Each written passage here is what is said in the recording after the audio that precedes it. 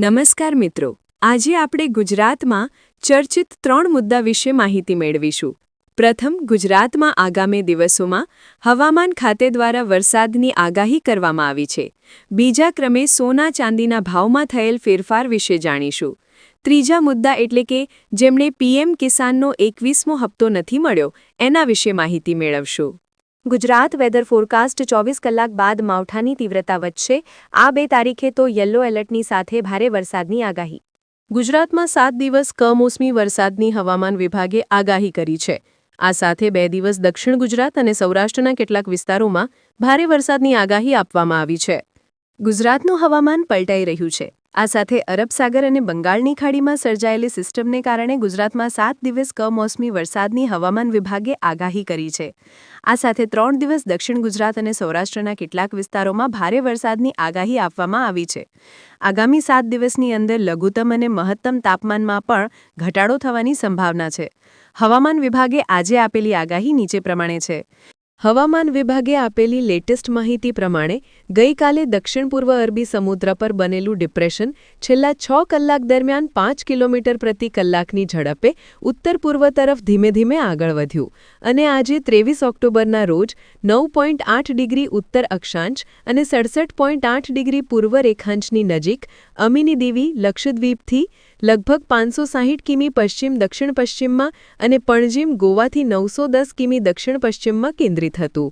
આગામી 24 કલાક દરમિયાન તે દક્ષિણ પૂર્વ અરબી સમુદ્રમાં લગભગ ઉત્તર ઉત્તર પૂર્વ તરફ પૂર્વ મધ્ય અરબી સમુદ્ર તરફ આગળ વધવાની શક્યતા છે. હવામાન આગાહી અનુસાર 24મી ઓક્ટોબરના રોજ દાહોદ, વડોદરા, છોટાઉદેપુર, નર્મદા, ભરૂચ, સુરત, ડાંગ, તાપી, નવસારી, વલસાડ, રાજકોટ, પોરબંદર, જૂનાગઢ, અમરેલી, ભાવનગર, દ્વારકા, ગીર સોમનાથમાં છૂટાછવાયા સ્થળોએ હળવાથી મધ્યમ વરસાદ અથવા ગાજવીજ સાથે વરસાદ પડવાની શક્યતા છે. હવામાન વિભાગે આપેલી માહિતી પ્રમાણે 25મી ઓક્ટોબરના રોજ વરસાદની તીવ્રતા વધતી લાગી રહી છે. શનિવારે સુરત, નવસારી, ડાંગ, વલસાડ, ગીર સોમનાથ, અમરેલી, ભાવનગરમાં ભારે વરસાદની આગાહી છે. આ સાથે અમદાવાદ, આણંદ, પંચમહાલ, દાહોદ, મહીસાગર, વડોદરા, છોટાઉદેપુર, નર્મદા, ભરૂચ, સુરત, ડાંગ, તાપી, નવસારી, વલસાડ, કચ્છ, સુરેન્દ્રનગર, મોરબી, જામનગર, રાજકોટ, પોરબંદર, જૂનાગઢ, અમરેલી, ભાવનગર, દ્વારકા, ગીર સોમનાથમાં છૂટાછવાયા સ્થળોએ હળવાથી મધ્યમ વરસાદ ગાજવીજ સાથે વરસાદ પડવાની શક્યતા છે. 24મી તારીખે ભરૂચ, સુરત, નવસારી, ડાંગ, વલસાડ, ગીર સોમનાથ, અમરેલી, ભાવનગર, જૂનાગઢ, રાજકોટ અને પોરબંદરમાં ભારે વરસાદની આગાહી છે. આ સાથે આ દિવસે રાજ્યભરમાં છૂટાછવાયા સ્થળોએ હળવાથી મધ્યમ વરસાદ સાથે વરસાદ પડવાની શક્યતા છે.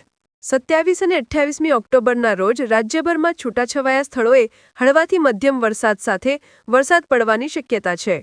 29મી ઓક્ટોબરના રોજ આણંદ, પંચમહાલ, દાહોદ, મહીસાગર, વડોદરા, છોટાઉદેપુર, નર્મદા, ભરૂચ, સુરત, ડાંગ, તાપી, નવસારી, વલસાડ, કચ્છ, સુરેન્દ્રનગર, મોરબી, જામનગર, રાજકોટ, પોરબંદર, જૂનાગઢ, અમરેલી, ભાવનગર, દ્વારકા, ગીર સોમનાથમાં છૂટાછવાયા સ્થળોએ હળવાથી મધ્યમ વરસાદ સાથે વરસાદ પડવાની શક્યતા છે.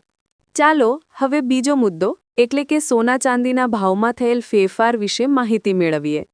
છેલ્લા કેટલાક વર્ષોમાં સોનાના ભાવ એટલા ઝડપથી વધ્યા છે કે તે હવે સામાન્ય ભારતીય નાગરિકની પહોંચની બહાર છે. 2005માં સોનું પ્રતિ 10 ગ્રામ 7,638 રૂપિયામાં ઉપલબ્ધ હતું, પરંતુ ઓક્ટોબર 2025 સુધીમાં તેની કિંમત લગભગ 10 ગ્રામ 1,32,915 રૂપિયા સુધી પહોંચી ગઈ છે. આ 1,200% વધુનો વધારો દર્શાવે છે, જે અન્ય કોઈપણ રોકાણ વિકલ્પ કરતાં ઘણો વધારે છે. આ ઝડપી ભાવ વધારાથી પરંપરાગત કૌટુંબિક વિધિઓમાં વિક્ષેપ પડ્યો છે.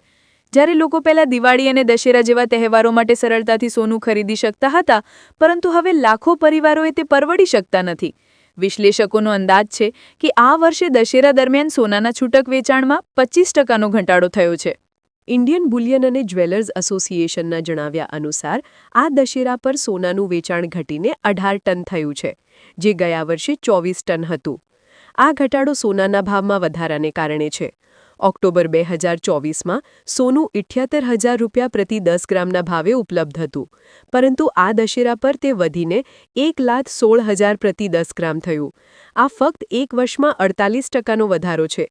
વધુમાં સરકાર દ્વારા લાદવામાં આવેલ 3% જીએસટી અને ઝવેરીઓ દ્વારા લાદવામાં આવેલ 15થી 30% મેકિંગ ચાર્જ કિંમતમાં વધુ વધારો કરે છે.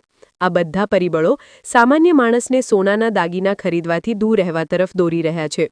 સોનાના ભાવમાં આ અભૂતપૂર્વ વધારો ફક્ત ભારત પૂરતો મર્યાદિત નથી. તે એક વૈશ્વિક વલણ છે. આંતરરાષ્ટ્રીય બજારમાં સોનાના ભાવ પ્રતિ ઓન્સ $4,378ની રેકોર્ડ ઊંચી સપાટીએ પહોંચી ગયા છે. યુએસ ફેડરલ રિઝર્વ દ્વારા વ્યાજદરમાં ઘટાડો થવાની શક્યતા, ભૂરાજકીય તણાવ અને વૈશ્વિક આર્થિક અનિશ્ચિતતા સોનાની માંગને વેગ આપી રહી છે. નબળો રૂપિયો પણ ભારતમાં સોનાના ભાવમાં વધુ વધારો કરી રહ્યો છે, કારણ કે જ્યારે ડોલર મજબૂત થાય છે ત્યારે ભારતીય બજારમાં સોનાના ભાવ વધે છે. વિશ્વભરના રોકાણકારો સલામત રોકાણોની શોધમાં સોના તરફ વળ્યા છે. મિત્રો, હવે આપણે ત્રીજો અને બહુ જ મહત્વપૂર્ણ મુદ્દો એટલે કે જેમને પીએમ કિસાનનો 21મો હપ્તો નથી મળ્યો એમના વિશે માહિતી મેળવશું. સરકાર તરફથી મળેલી માહિતી અનુસાર પીએમ કિસાન યોજનાનો 21મો હપ્તો ઓક્ટોબરના છેલ્લા અઠવાડિયા અથવા નવેમ્બરના પહેલા અઠવાડિયા સુધીમાં ખેડૂતોના ખાતામાં જમા થઈ જશે. કૃષિ વિભાગે હપ્તાના વિતરણ માટેની તૈયારીઓ પૂર્ણ કરી લીધી છે અને લાભાર્થીઓની યાદી પોર્ટલ પર અપડેટ કરવામાં આવી છે. જે ખેડૂતોની ઈ-કેવાયસી અને બેંક ચકાસણી પ્રક્રિયાઓ પૂર્ણ થઈ ગઈ છે તેમને સમયસર તેમના ખાતામાં ભંડોળ પ્રાપ્ત થશે. પીએમ કિસાનના 21મા હપ્તાની સ્થિતિ કેવી રીતે તપાસવી?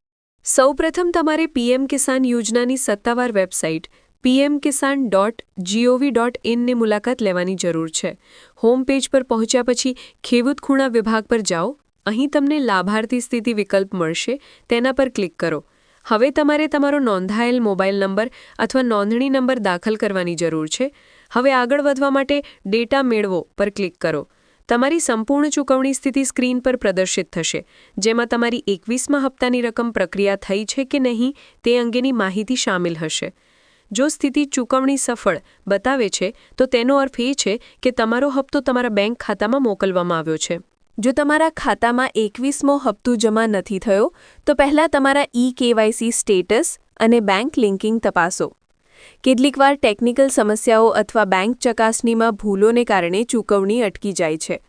આવી પરિસ્થિતિઓમાં ખેડૂતો સમસ્યાના ઉકેલ માટે તેમના નજીકના CSC સેન્ટર અથવા કૃષિ વિભાગની ઓફિસની મુલાકાત લઈ શકે છે.